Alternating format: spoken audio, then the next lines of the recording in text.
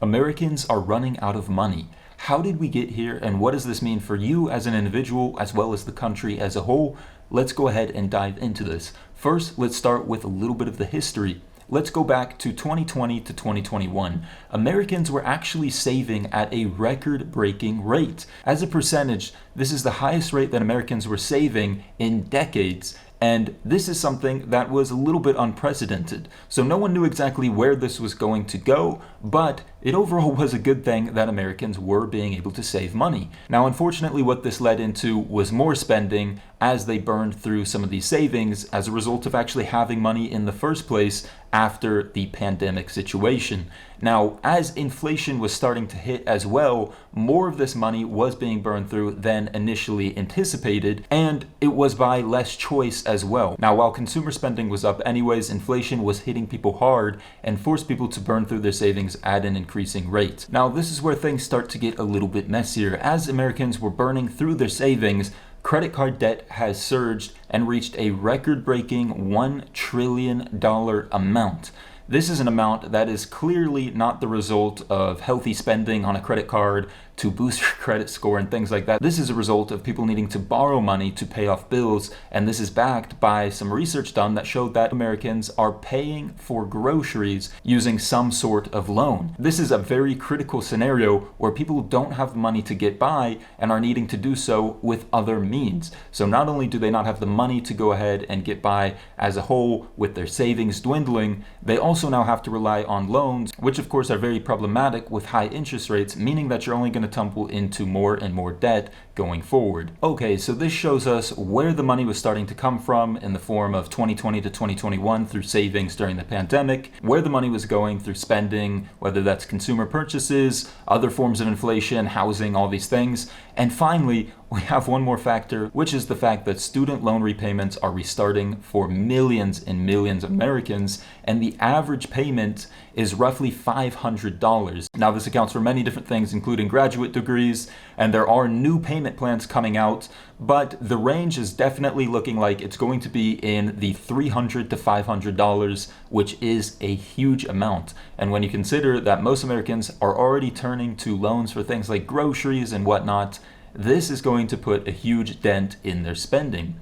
Now, of course, what this means is the fact that Americans are going to have to cut back on spending even more. So not only do they not have the savings to go ahead and spend in the first place, they're also just going to need to cut back in general to get by any way that they can. What does this mean for the economy? It means that there is a high likelihood of a true recession happening. Of course, there's been talk about this for many years now with some of the things going on in the economy, but these are the type of factors that lead to an ultimate decrease in spending, and the fact that inflation is so high, it leads to companies reducing costs, and the whole kind of pyramid begins to crumble down and essentially force the economy into a recession. It also means that for an individual, you're likely already looking at ways to cut back on your spending. And furthermore, you're also going to need to look for ways to protect yourself from any of these factors impacting you more than they already are. Whether that's losing your job, whether that's accounting for increased expenses in other ways, whether that's inflation or any surprises, you need to figure out how you can best optimize your savings and your spending to go ahead and ensure a little bit of a safety net for yourself. Now, obviously, that's easier said than done, considering the statistics being that most people are running out of their savings, but there's always ways to improve how you're going to be working on your personal finance goals and what you can do to achieve them. Now, of course, that's a topic for a different video. I do have some videos covering some of those things on my channel, which you can, of course, go ahead and find, and I do hope they are helpful. Now, while things are tough, you do need to find certain joys in life, and that's why I'm proud to be working with Dossier for today's video.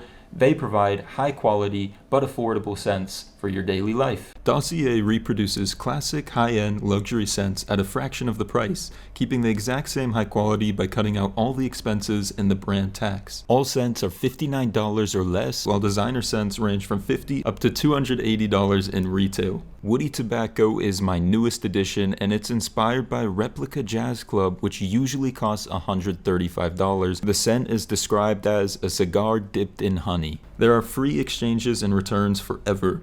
Dossier has a welcome offer with up to 20% off the website. However, you can get up to 30% off your first order by using the discount link in the description of my video. Dossier has a new payment method that lets you earn store credit. Select cash at the last step of the checkout and you can earn yourself a $10 bonus credit and even get rewarded with 10% store credit on every order after that. The long story short, however, is the fact that the country is facing a severe problem with Americans running out of money, and this is not a good scenario for anybody. Of course, for the corporations at the top, they need people to have money to spend to be able to go ahead and bring in profits. So a lot of these companies are going to be looking at a downtrend in their revenue due to consumer spending decreasing. This is not good for them, and overall, it's not good for the economy either. This is something that you don't really want to happen. Of course, when corporations are greedy and they're taking more than they should based on raising the cost of goods and whatnot, that's not something that I think we should be supporting. However, we do need the economy to be rolling to have everybody win a little bit better. However, when these type of things happen, the companies are going to be the first to lay off you instead of cutting back costs in other ways. So that's one of the issues. And of course, the issues for individuals means